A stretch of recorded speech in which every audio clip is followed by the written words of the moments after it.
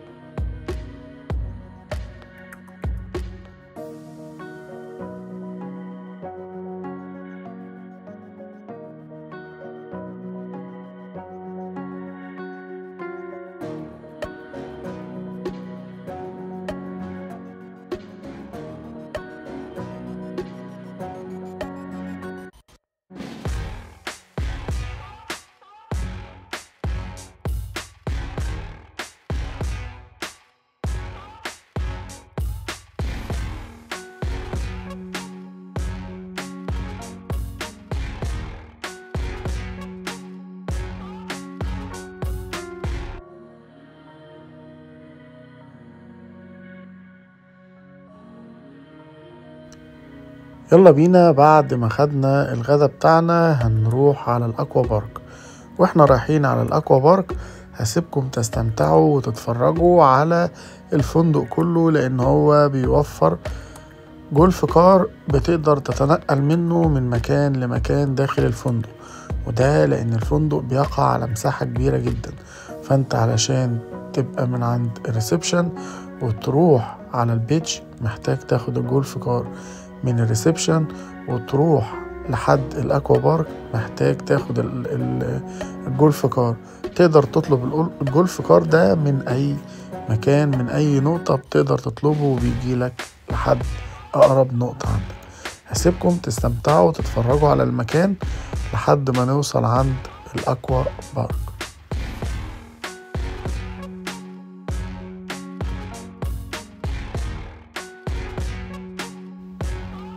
بالمناسبة الفندق لسه حديث ومصنف على انه 5 نجوم هاي كلاس، يعني مستوى الخدمة بتاعته هاي كلاس. فدي حاجة جميلة جدا، يعني ده معناه ان انت ممكن تحجز غرفة وتلاقي نفسك انت اول عميل يقعد جوه الغرفة دي، وده فعليا هو اللي حصل معايا.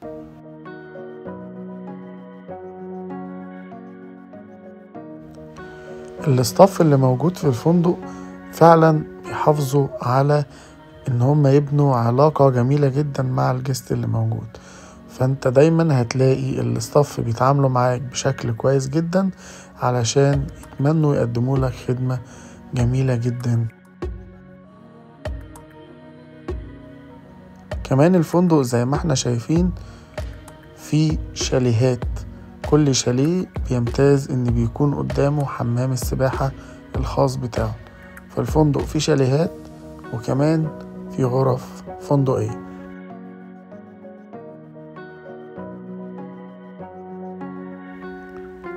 الاهتمام بالخضرة هناك حاجة جميلة جدا، فطول ما انت ماشي هتلاقي خضرة وهتلاقي شجر وهتشوف شمس جميلة في المكان، ودي كانت من العلامات المميزة والحاجات الجميلة بصراحة اللي انا شفتها هناك.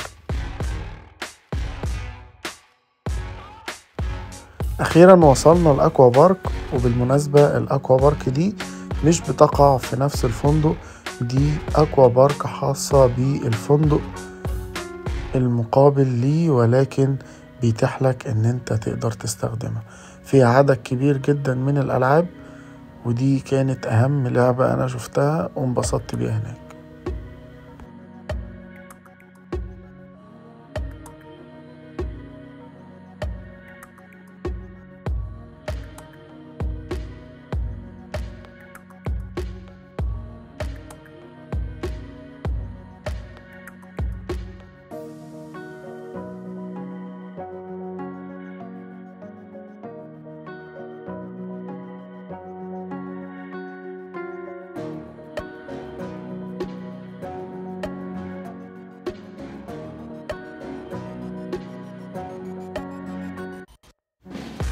المكان بالليل ليه طابع سحري، وليه جو جميل جدا، هتقعد وهتنبسط فيه.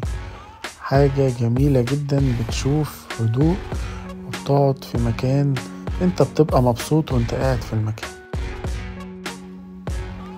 الأكل بقى هناك فعلا خدمة هاي كلاس. ده ركن صغير كده من الأركان اللي أنا كنت حاببها في المكان، وهو ركن الحلويات والفاكهة اللي كانت مميزة بشكل كبير جدا. الريسبشن في المكان كمان حاجة جميلة جدا، وبتقدر تحصل فيه على خدمة وقعدة جميلة. وده طبعا الممر اللي بيقسم الغرف الفندقية في الفندق، وبتبين قد ايه الفندق بيحتوي على عدد كبير جدا من الغرف.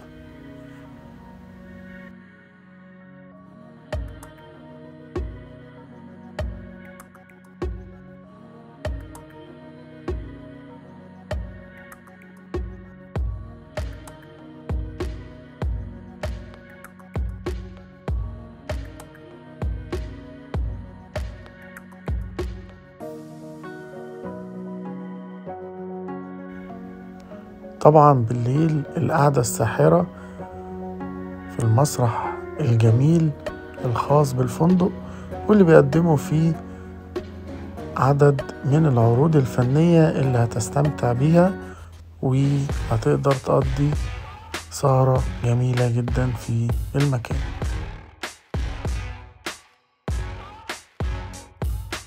بس بعد السهرة الجميلة دي، ده ما يمنعش انك هتصحى تاني يوم تشوف المنظر الرائع ده، ويكون اول حاجة تشوفها عينك الصبح حاجة في قمة الجمال.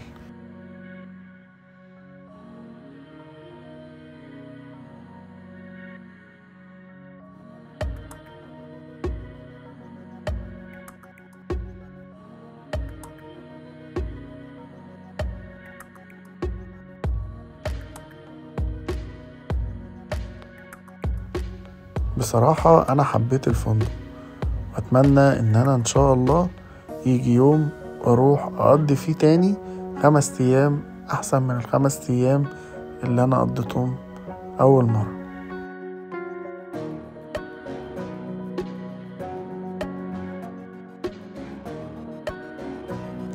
طبعا الشط عندهم من الاماكن المميزة جدا، لان بيحتوي على شط رملي بشكل مستوي وبشكل جميل جدا، ومفيهوش زلط في الارض، فده هيخليك تستمتع بالشط بشكل كبير.